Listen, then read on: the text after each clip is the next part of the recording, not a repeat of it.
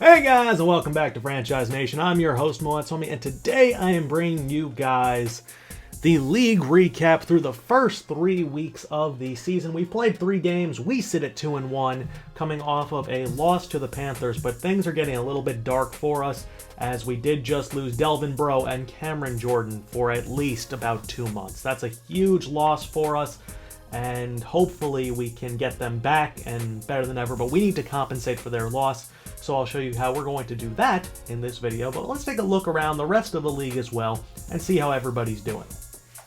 Starting things off, the Texans, Packers, and Chiefs are your lone undefeated so far through week 3, which is a little low, but you know what? I like the parity. Let's take a look by division.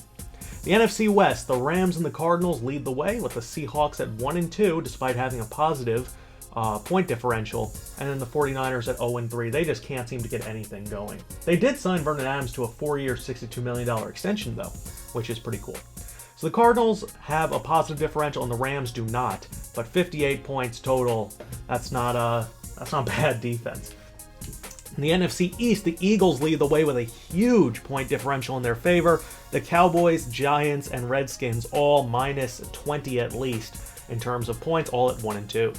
In the NFC South, we are +8, the Panthers are +25 at 2-1, and the Falcons, who we beat week number 1, are also 2-1. They're +14. The Bucs at 1-2 are just getting smoked. In the NFC North, the Packers are dominant. Lions at 2-1 are doing pretty well, and so are the Bears. But the Vikings just can't seem to get anything going at 0-3. In the AFC West, Chiefs 3-0, Chargers 2-1, Broncos 1-2 despite having 6 more points than their opposition, Raiders at 1-2, rounding out the division. I expect them to pick things up. In the AFC East, the Patriots and Jets lead the way. Dolphins right there with them. Ironically, though, the Patriots are the only team among those 3 with a negative point differential. 92 points allowed through 3 games is a little disconcerting. 40 for the Dolphins. That could be scary. They're not a bad team at all. In the AFC South, Texans lead the way, followed by the Colts. Then the Jaguars and the Titans at 0-3 have allowed 108 points through 3 weeks. That's terrible. In the AFC North, the Browns are in first despite a negative point differential. The Bengals +17 at 1-2. The Ravens and the Steelers, who have allowed 123 points through 3 games. They allowed 48 week 1, 34 in week 2, which means that they probably allowed something like 30-something in week 3. Not ideal starting point for Pittsburgh. So they're not even that good of a team, which is kind of depressing for them considering who they have on roster, but I think Le'Veon Bell got hurt and is going to be out for a while, so that could be a factor. In terms of our schedule, the Cardinals, Giants, and Browns are going to be pretty tough tasks for us. At New York, who knocked us off in the postseason last year, the Browns, who are 2-1, and the Cardinals at 2-1 for the next 3 weeks. Then we have a bye week. Then we take the Bucs, on which they might not be a good team, but they still are a division rival, versus the Panthers, who obviously are great. The Ravens are an alright team. They can be dangerous. At Bucs, versus Eagles. At Redskins versus Falcons. At Bears versus Cowboys. At Bengals. So we face a lot of pretty good teams. The fact that we beat the Steelers in the fashion that we did could be a bit of a negative for us, simply because they seem to be the worst team in the division, at least record-wise right now. So we have a tough task ahead of us, and especially without our number 1 corner and our number 1 pass rusher, some of these teams could really beat us up. The depth at weapons for the Giants, the Bucs, the Cardinals, even the Panthers, their size, this could be a tough stretch for us. If we project forward, it's week number 3, so 2 months should put us around week number 11, week 12, so those guys should be back around the game versus the Eagles. We don't want to rush them, but we might need to if they are ready to go. I think from a coaching perspective, we'd rather lose a game than have a guy out for the remainder of the season, or worse, depending on how serious the injury is. Taking a look at awards, week number 1, LaMarcus Lauderdale for the 49ers got NFC Player of the Week, and Aldon Smith for the Raiders, Dalton and Zeke in week number 1 as well. Darren Lane and Robert Ayers for the Bucs won in the NFC in week 2, Alex Smith and Von Miller for the AFC, and last week, Eli Manning, Dwayne Gratz, who just terrorized us, Tom Brady, and Ray Malaluga round that out. We are 9th in offensive points, and we are 25th in in offensive yards, and we're 25th in defensive yards. 6th in points scored, and points allowed, we probably are in the middle of the pack. 26th, yeah. We definitely need to improve on the defensive side of the ball. Unfortunately for us, that might not be that easy considering the losses that we have suffered. Michael Wong threw 3 games. 7 touchdowns, 2 picks, 912 yards, 67%. He has been really good. Been sacked 7 times, which is a lot higher than what we've experienced in the past. 9.8 yards per attempt. But we are playing with a very young offensive line. Rakeem Blackman finally picked himself up. 44 carries, 176 yards, and 3 touchdowns. The 2 fumbles is a bit disconcerting. Antoine Whiting really has 1 fumble. There was a muffed punt it was a Madden glitch, basically, for that second fumble, so it doesn't really count. But he's also doing a good job for us. Michael Wong looks good, and we are going to have Mark Ingram back either this week or next week, which is definitely going to be a good thing for us. Gives Whiting an opportunity to be more of a gadget, not have to rely on him too much in running situations, and can kind of manipulate where he's going to play. DeAndre Hopkins, 14 receptions, 282 yards, and 4 scores through 3 games. Clemens has yet to find the end zone, but has 13 for 212. Edens, 11 for 124. Blackman, 10 for 102. Michael Thomas, 7 for 105 and a score. Daquan Oliver has a touchdown, and Antoine Whiting has gotten into the end zone as well. Blocking-wise, this is where things get a little bit interesting. Corey Stuvance has allowed a lot of sacks. He got absolutely terrorized by Star Lotulelei and K'Wan Short, though. So, 2 sacks are on Michael Wong. Armstead allowed 1, and Trayvon Kraft allowed 1 as well. Sean Coleman's done a pretty good job, and so is David Krenzel. So that's something at least reassuring up the middle. Stephon Anthony leads the team in tackles, followed by Shad Houston, DeMarco Kidd, Cam Jordan, etc. Delvin Breaux is obviously going to be a huge loss for us. Tackles for a loss. A lot of guys are getting into the backfield, which is really reassuring for us. Barry Tanner's been pretty good as well in very limited action. Cam Jordan, 5 sacks. Like I said, going to be missed. Paul Kruger, Onyemata, Rankins all with 2. Interceptions. Jocqua Fassitt has the lone interception, and he also leads the team with 5 pass deflections. Forced fumbles, we have 2. 1 from Kruger, 1 from Rankins, and no recoveries thus far. Field goal wise, well, 2 for 2 is Will Lutz through 3 games. A little low, but that's we've been a high-powered offense. And Javier Moran, 11 punts, 5 inside the 21 touchback. Just another phenomenal season for him.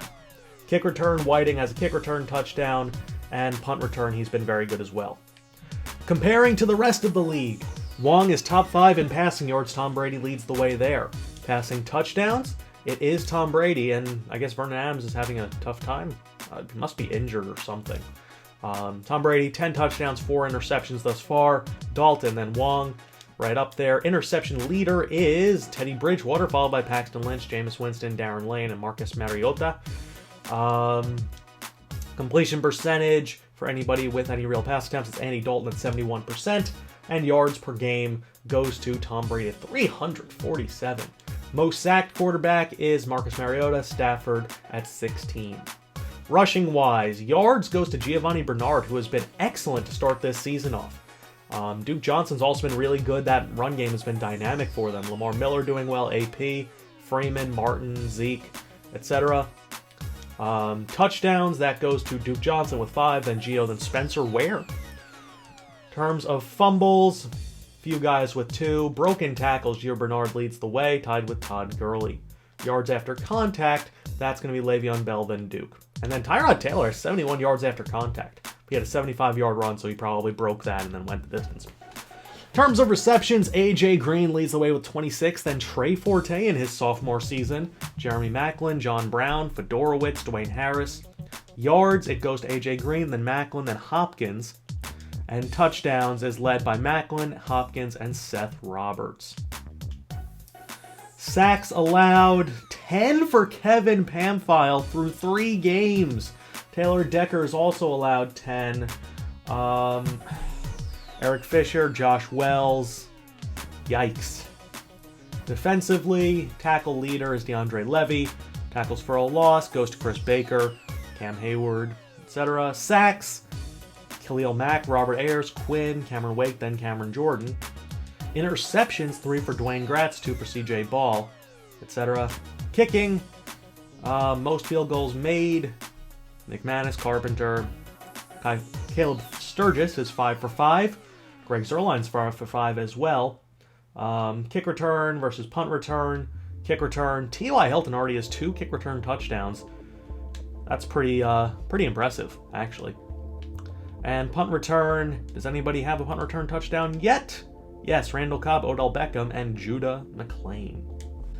All right, for the Bears, they have a lot of injuries. Matt Jones, Jared Cook. For the Bengals, Markeith Ridley is out for 4 weeks. Bills are injury-free. C.J. Anderson has a hamstring tear. That's a big blow to them. A lot of injuries for the Browns. Spencer Drango, Gary Barnidge, A.J. Derby, Derek Cooley. That's a big one for them.